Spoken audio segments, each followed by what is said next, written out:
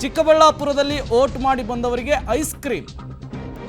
ಬಿಸಿಲಿನ ನಡುವೆ ಮತದಾನ ಮಾಡಿದವರಿಗೆ ಫ್ರೀಯಾಗಿ ಐಸ್ ಕ್ರೀಮ್ ಅನ್ನು ಕೊಡಲಾಗ್ತಾ ಇದೆ.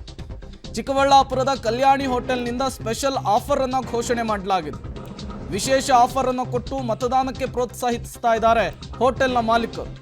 ಸಂಜೆ ಬಳಿಕ ಊಟ, ತಿಂಡಿ, ಕಾಫಿ ಸಹ ಫ್ರೀ, ವೋಟ್ ಮಾಡಿದವರಿಗೆ ಮಾತ್ರ.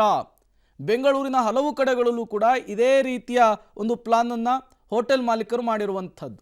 ಯಾರ್ಯಾರು ಮತದಾನವನ್ನು ಮಾಡಿರ್ತಾರೋ, ಯಾರ್ಯಾರ ಬೆರಳಿಗೆ ಶಾಹಿ ಇರುತ್ತೋ ಅಂಥವರು ಹೋಗಿ ಐಸ್ ಕ್ರೀಮನ್ನು ಫ್ರೀಯಾಗಿ ಪಡಿಬಹುದು. ಮತದಾನ ಮುಗಿದ ನಂತರ ಉಚಿತವಾಗಿ ಊಟವನ್ನು ಕೊಡಲಿಕ್ಕೂ ಕೂಡ ಪ್ಲಾನನ್ನು ಮಾಡಿಕೊಂಡಿದ್ದಾರೆ. ಇದರ ಏಕೈಕ ಉದ್ದೇಶ ಏನು ಅಂದರೆ, ಹಂಗಾದರೂ ಮತದಾನವನ್ನಾದರೂ ಮಾಡ್ತಾರಾ, ಮತದಾನದ ಪ್ರಕ್ರಿಯೆಯಲ್ಲಿ ಭಾಗಿಯಾಗ್ತಾರಾ, ತಮ್ಮ ಹಕ್ಕನ್ನು ಚಲಾಯಿಸಲಿ ಅನ್ನುವಂತಹ ಉದ್ದೇಶಕ್ಕೆ ಈ ರೀತಿಯ ಆಫರನ್ನು ಕೊಡ್ತಾ ಇರುವಂಥದ್ದು. ಚುನಾವಣಾ ಆಯೋಗ ಕೂಡ ನಿರಂತರವಾಗಿ ನಾನಾ ರೀತಿಯ ಪ್ಲಾನ್ಗಳನ್ನು ಯುವ ಮತದಾರರನ್ನು ಸೆಳೆಯೋದಕ್ಕೆ, ಮಹಿಳಾ ಮತದಾರರನ್ನು ಸೆಳೆಯೋದಕ್ಕೆ ಮಾಡ್ತಾನೆ ಇತ್ತು. ಸಖಿ, ಅದಾದ ಮೇಲೆ ಬೇರೆ ಬೇರೆ ಕ್ರಿಕೆಟರ್ಸ್ಗಳ ಫೋಟೋಸ್ಗಳನ್ನು ಹಾಕಿ ವೆಲ್ಕಮ್ ಮಾಡ್ಕೊಳ್ಳೋ ರೀತಿ, ಸೆಲ್ಫಿ ಪಾಯಿಂಟ್ಗಳನ್ನು ಸೃಷ್ಟಿ ಮಾಡುವಂಥದ್ದು, ಆ ರೀತಿಯ ಹಲವು ಪ್ರಯೋಗಗಳನ್ನು ಮಾಡಿದರೂ ಕೂಡ 100% ವೋಟಿಂಗನ್ನು ಕೊಡಲಿಕ್ಕೆ ಸಾಧ್ಯ ಆಗ್ತಾ ಇಲ್ಲ.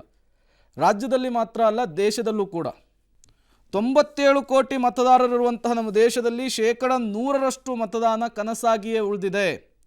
ಚುನಾವಣಾ ಆಯೋಗ, ಚುನಾವಣಾಧಿಕಾರಿಗಳು 100% ವೋಟಿಂಗ್ ಕೊಡಬೇಕು ಅನ್ನುವಂತಹ ಆಶಯದಲ್ಲಿ ಎಷ್ಟೇ ಪ್ರಯತ್ನ ಪಟ್ಟರೂ ಕೂಡ ಆ ಆಶಯ ನೆರವೇರುವಂತಹ ಕೆಲಸ ಆಗ್ತಾ ಇಲ್ಲ.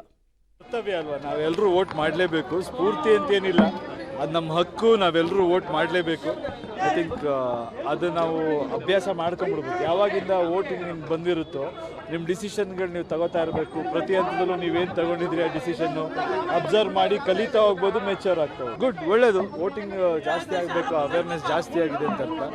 ಐ ಥಿಂಕ್ ಎಷ್ಟು ವೋಟಿಂಗ್ ಆಗುತ್ತೆ ಅಷ್ಟು ಒಳ್ಳೆಯದು. ಯಾಕಂದರೆ ಎಲ್ಲರ ಅಭಿಪ್ರಾಯಕ್ಕೂ ಪ್ರಜಾಪ್ರಭುತ್ವದಲ್ಲಿ ಬೆಲೆ ಇರಬೇಕು.